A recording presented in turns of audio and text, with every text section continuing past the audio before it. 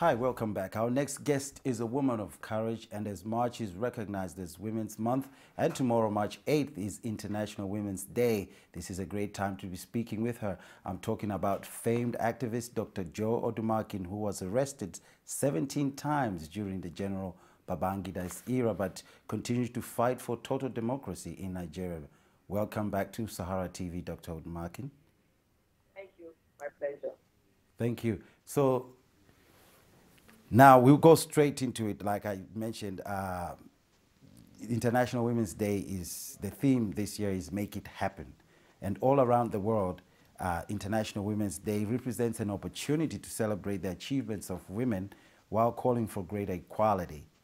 So this year, what have you, I'll also backtrack on this one because 300, almost close to 300 female students are still missing from Chibok since April 15th, which is going to be their first year anniversary this year since their abduction. What efforts have you been doing to pressure the recovery of these girls? What has been your role? Well, it's so sad that April 14, it will be exactly 1 year that close to 300 girls were taken from their dorm. Not because they had any other engagement, but for them to seek knowledge. After they were taken, Right. we started piling maximum pressure on the government for their rescue to take place. Not only that, we just found out again that there was a need for us to galvanize all efforts because there's no need for us to continue to agonize, but we must organize in ensuring that the girls are rescued. And in that rescue effort, we tried as much as possible in letting the government realize that our military must be properly equipped. Their welfare must be provided for. Again, that citizens themselves must remain extra vigilant. Parents, school authorities, friends must do all that they can in terms of providing information, in terms of making people aware that it's extremely impossible to clap with one hand. And to get a resounding applause, we have to clap with both hands. What kind of response have you received from the government? Because I know you've been doing, there's been hashtag and everybody everywhere around the world has been doing this. Protest marches, sit-ins. What kind of reaction did you receive from the government in terms of like the recovery? Observed, there have been a series of actions, hashtag rescue our girls, bring back our girls, several actions from all fronts. I think the first thing was due to the maximum pressure that was brought to bear on the government ensured that more equipment were provided for. In terms of managing information, although we know that in terms of security, all information cannot be dished out, but getting information, it was not too encouraging.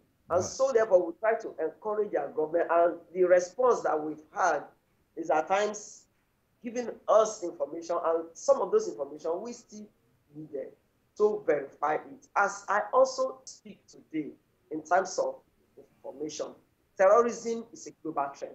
But as I speak today, it's terribly sad that we have recorded 3 bomb explosions today in Maiduguri. I was gonna say that because about this suicidal bombers. I mean, we've had some in Gombe, Damaturu, and also in Potiskum, and these have been female bombers, some as young as 7 years old, 16 years old, and someone in their 30s. What do you think is happening in the sense that there's a steadily growing number of these female suicide bombers? It's heartbreaking because I think the time that we'll have, the time lag in rescuing these girls, a lot of things can happen in terms of indoctrination, and that's why time is not on our side, that we need to do a lot more. I think that first and foremost, what is happening that is extremely difficult to explain. I'm an incurable optimist, and I'm so optimistic that it's not our girls that are being used for this suicide bombing. But far from that, I think that what I sense has been happening is that that time for that rescue is getting much, much more extended. Therefore, there are loopholes for some of these girls to be indoctrinated. I also think that because of the time frame that we'll have, a lot of people are getting more desperate. As we speak, poverty is on the rise. As we speak, corruption is everywhere. As we speak, unemployment, is all-time rising. Right. So, Now, I remember we had an interview just after the girls had disappeared last year, and you came on our show. You spoke to our Rudolph from Conco at that time, where you were very passionate and emotional about these missing girls, and you actually made a declaration that if they are not recovered, you were going to march, protest naked in Sambisa Forest. How far did you go with these plans? Was just yes, that an idea? I mean, how far? We started off with series of protests in some states within the country. Before then, we had to write in terms of not for us to jeopardize, the security arrangement that was made. If not, we'll have just gone straight to Sambisa. But in the build-up to going, we had to write. And then we were informed that the security situation there, they cannot guarantee our security if anything happens. Not even only guaranteeing that our presence there will end up even jeopardizing security and endangering the lives of those girls. So as a result of that, even traveling as far as Borno State and getting close to how we can get to Sambisa. I think that the security situation did not permit us to carry out such action. And again, why we had to drop in the game was because we were told that going there might also jeopardize security. So this was basically due to security hindrances. But then we'll also fast forward because we had lack of time here. Now we know that there's the only female presidential candidate running in this presidential race in Nigeria. Why do you think at this, in the 21st century, you only have one female representation in places of power? Well, it has always been like that in our climb. I remember the last election they had.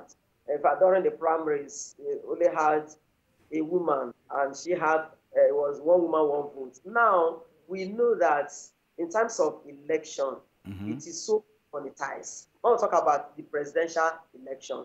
The COA presidential candidate is somebody I know very well, Professor Shonaya. Right. We've been together. But really, one of the reasons why it is so is because it is so monetized. Apart from that, we see that, toggling and a lot of untold hardship has been brought to bear on our women. So for a woman to go out, some of them might even get killed. Some of them will have to sacrifice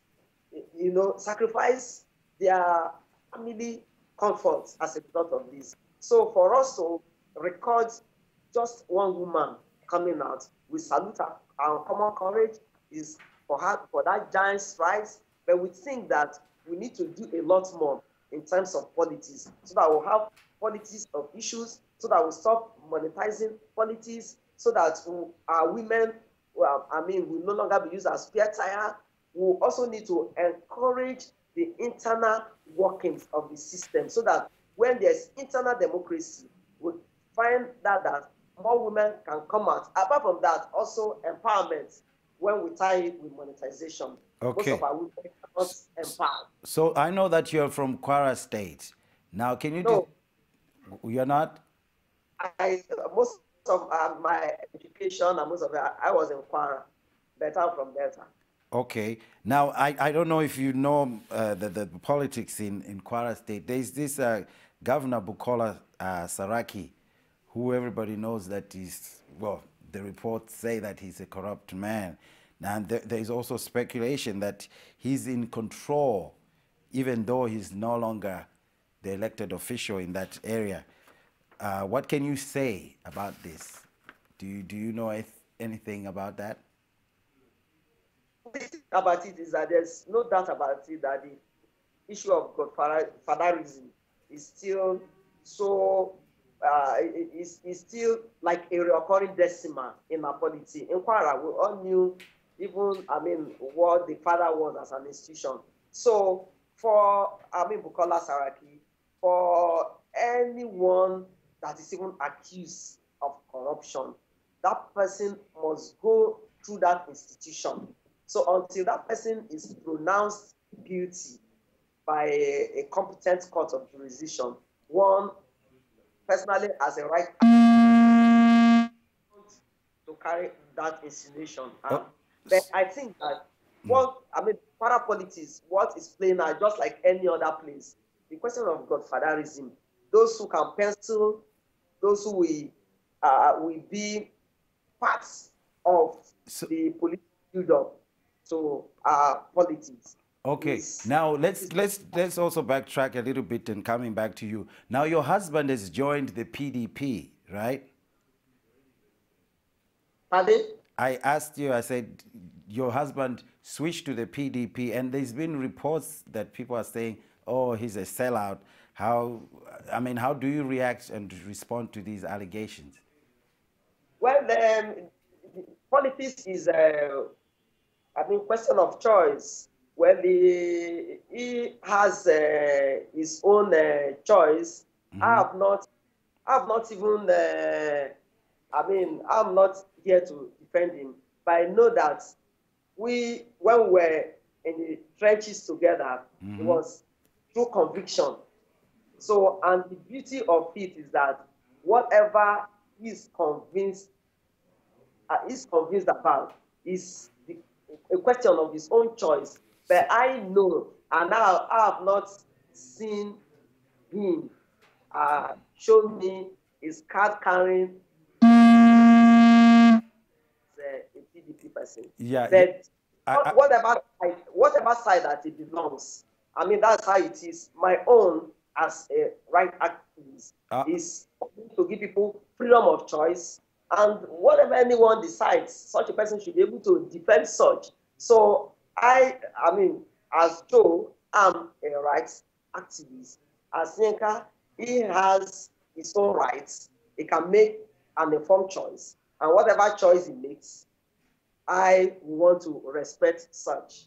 Okay, now you say that was his choice, and I'm sure everybody would be asking, you are this vivacious, robust speaker and activist, and then your husband joins the PDP, which is the ruling party that people are accusing of corruption and gross mismanagement of the country. So you are saying that could be his choice. But now, do you question his choices sometimes? Well, it's just like we've always been. Whatever we discuss, it's through an informed position. For instance, as a student, university student, and having my father pay my own school fees. He was working as a staff officer in the military governor's office. And I was there, I led the protest, and he was watching me while I was being beaten and everything. He was told, my father, to sign an undertaking that I'll be of good behavior. But I told him that no. So my dad respected me as a person. At the end, I had to leave his house. Okay. And he was paying my school fees. Now, Yinka has a right to choose what he thinks. Right. I was gonna just in that position to defend his choice. Okay. No, I was just going to ask out of interest, like, did you question him why he made that decision to join? Yeah, so that's just what I'm saying, that right. If a decision is made and is subject to discussion, So I will not be able to force my own thinking, my own opinion down the street. Right. And the beauty of it is It seems that we have the connectivity is really freezing up on us there. But anyway, that was Dr. Joe Odumakin calling us directly from her office in Lagos, Nigeria. She's an activist and also humanitarian. So we'll continue with the program. This is Fungai Maboreke, Sahara TV.